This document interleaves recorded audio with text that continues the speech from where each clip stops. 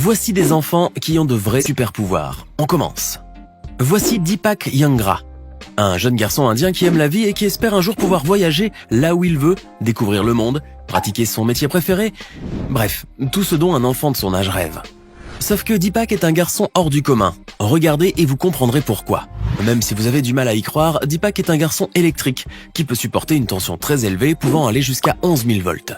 Tout a commencé un beau jour quand Deepak était en train de réparer un appareil électrique domestique branché et qu'il a découvert son don. Ce don-là, il l'utilise aujourd'hui pour manipuler n'importe quel objet électrique. Or, bien que son corps puisse supporter les charges électriques, cela n'est pas sans risque pour le jeune Indien, car celui-ci reste quand même exposé à un éventuel danger d'électrocution. Mais pour le moment, tout semble aller normalement pour Deepak, qui est devenu une célébrité suscitant l'intérêt des spécialistes grâce à son pouvoir extraordinaire. Lucas Murray est un petit garçon qui vit en Grande-Bretagne. Autrefois, lorsqu'il voulait faire les choses que font les autres garçons de son âge comme jouer, courir ou tout simplement marcher, Lucas se trouvait dans l'incapacité de faire tout cela tout seul. Car à vrai dire, l'enfant est né aveugle. Cependant, aidé par un spécialiste, le petit garçon a suivi une formation qui consistait à utiliser la technique du sonar, à la manière des chauves-souris ou des dauphins. Pour mieux comprendre, cela consiste pour une personne non-voyante à avoir une idée sur l'environnement qui l'entoure à partir du son. Après quelque temps, Lucas a appris alors à voir avec ses oreilles. Autrement dit, il est parvenu à concevoir une image de ce qui l'entourait rien qu'en utilisant un son qu'il créait en claquant la langue. Grâce à cette technique appelée écolocalisation, Lucas peut aujourd'hui faire pas mal d'activités seul, comme aller au supermarché, faire des activités physiques et même se promener au bord d'un lac. Il est vrai que cela n'a pas été facile pour lui au début, ni pour ses parents d'ailleurs. Mais avec le temps, Lucas a appris à utiliser l'écolocalisation sans aucune difficulté. Le jeune Britannique est même devenu un exemple à suivre pour de nombreux jeunes non-voyants en montrant que la cécité ne devait pas être considérée comme un handicap à juste titre. On te souhaite bonne chance dans la vie, Lucas. Nous allons vous parler maintenant de Gabby Gingras, qui vit à Big Lake, une ville américaine de l'État du Minnesota. Alors qu'elle n'était qu'une enfant, Gabby aimait jouer bien sûr et voulait toujours se livrer à des jeux qui parfois risquaient de lui causer des blessures.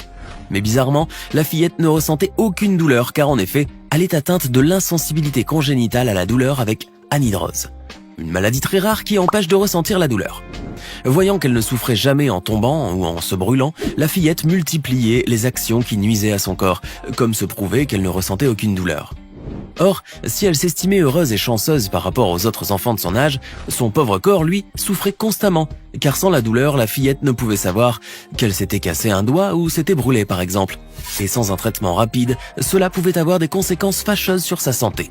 Mais heureusement, le calvaire de Gabby, mais aussi celui de ses parents, a pris fin lorsque l'histoire de la fillette a fait l'objet d'un documentaire et de bien d'autres programmes qui l'ont rendue célèbre aux États-Unis.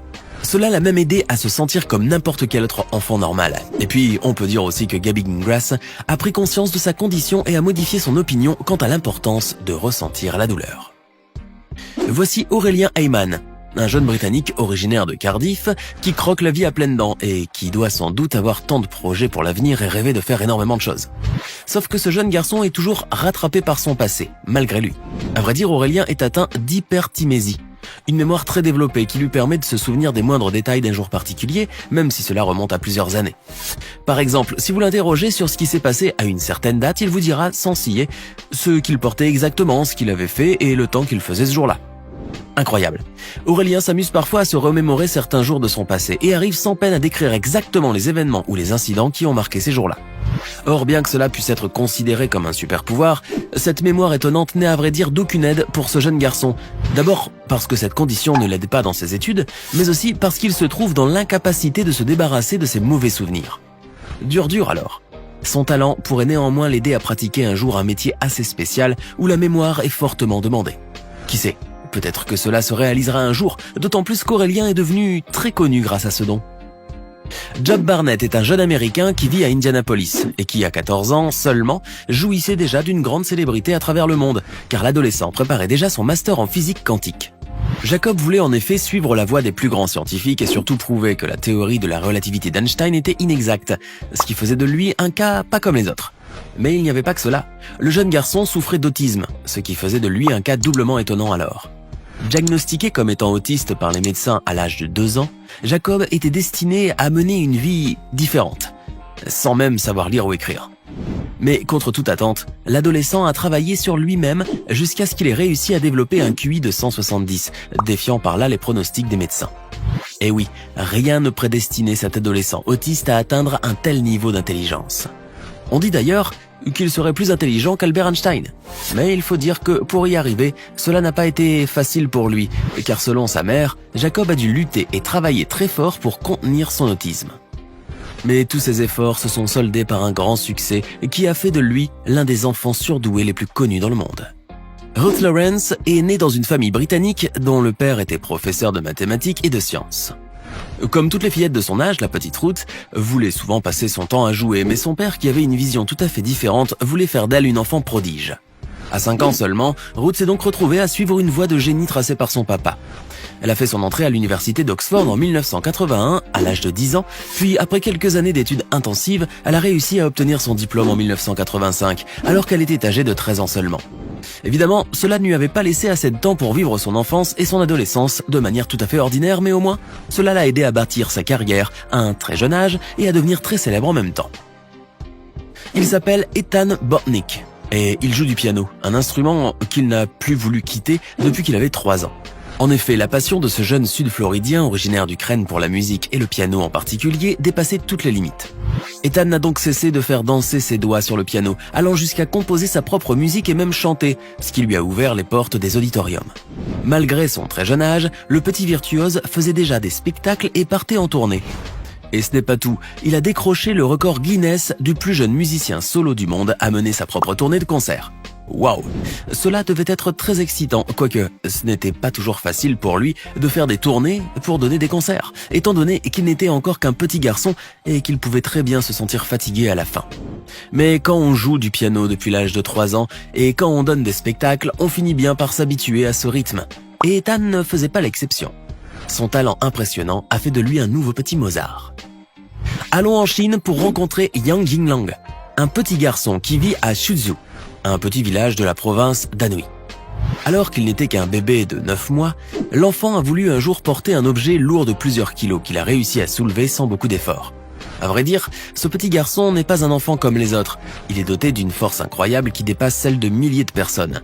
Imaginez qu'à l'âge de 7 ans, Yang pesait déjà 50 kilos, alors que le poids normal d'un enfant de son âge ne dépasse pas généralement 35 kilos. Avec une telle force et un tel poids, le petit Yang a commencé à s'entraîner à porter des objets lourds et même des personnes, comme son père qui pèse 90 kilos. Le petit garçon a toutefois réussi son plus grand exploit lorsqu'il est parvenu à tracter un véhicule qui pesait plus d'1 tonne. Voilà qui a dû lui causer quelques douleurs au dos. Mais rassurez-vous, Yang est un garçon robuste qui a fini par oublier tous ses efforts en regardant sa vidéo devenue virale sur Internet. Grâce à sa force extraordinaire, le petit Yang est devenu une vraie star du web. C'est à Rio de Janeiro que vit Alani Santos, une jeune fille qui a toujours eu envie de faire bien plus que jouer avec ses camarades ou réussir dans ses études. En effet, Alani n'était pas une enfant comme les autres. Elle était dotée d'un pouvoir guérisseur qu'elle utilisait au profit des personnes malades atteintes de certains maux qui sont parfois incurables. En touchant ces personnes avec ses mains, Alani parvenait à les guérir, disait-on.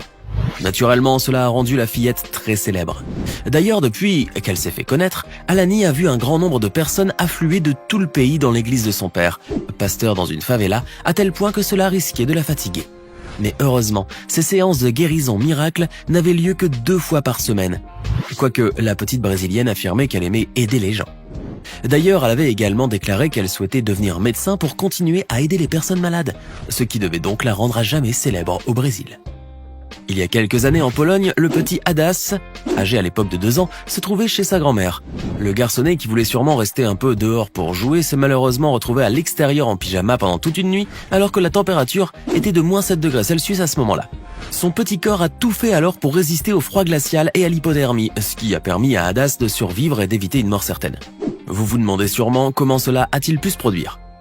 Eh bien, après le transfert du petit garçon à l'hôpital, les médecins ont découvert que la température corporelle centrale de ce dernier était tombée à seulement 12,7 degrés Celsius. Résultat, l'état d'Adas n'avait rien de préoccupant, mais pour arriver à cela, le petit garçon a dû être plongé dans un coma artificiel car les médecins voulaient s'assurer qu'il ne souffrait pas de lésions cérébrales. Heureusement, Adas s'est réveillé de son coma dans un état presque normal. Depuis, le petit garçon est devenu au centre de toutes les attentions. Et comment ? Sa grande résistance au froid était considérée comme un miracle par les médecins. Et pour terminer, voici Nong Yusui. Un jeune chinois qui peut s'estimer fier d'avoir des yeux bleus, ce qui est plutôt rare en Chine, et qui voudrait probablement utiliser ce trait de beauté unique pour jouer les mannequins plus tard. Mais Nong Yusui n'est pas qu'un garçon aux yeux bleus. D'après lui, il est également capable de voir dans l'obscurité totale. On ne sait pas si le jeune chinois doit cela à la couleur de ses yeux, mais en tout cas, lorsqu'il pénètre par exemple dans une chambre où règne un noir total, ou lorsqu'il fait nuit, ses yeux retrouvent une vision tout à fait normale qui lui permet d'accomplir en tout confort des tâches que n'importe qui d'entre nous ferait en plein jour. Cependant, malgré cette capacité incroyable, Nong Yusui voit son talent remis en cause par les scientifiques qui ne croient pas vraiment en son pouvoir. Mais bon, le jeune Nong aura toute sa vie pour prouver son don, qui fait déjà de lui l'un des enfants les plus célèbres de la planète. Maintenant, dites-nous dans les commentaires lequel de ces enfants incroyables vous a le plus étonné par son super pouvoir. N'oubliez pas de vous abonner et de cliquer ici pour regarder une autre de nos vidéos.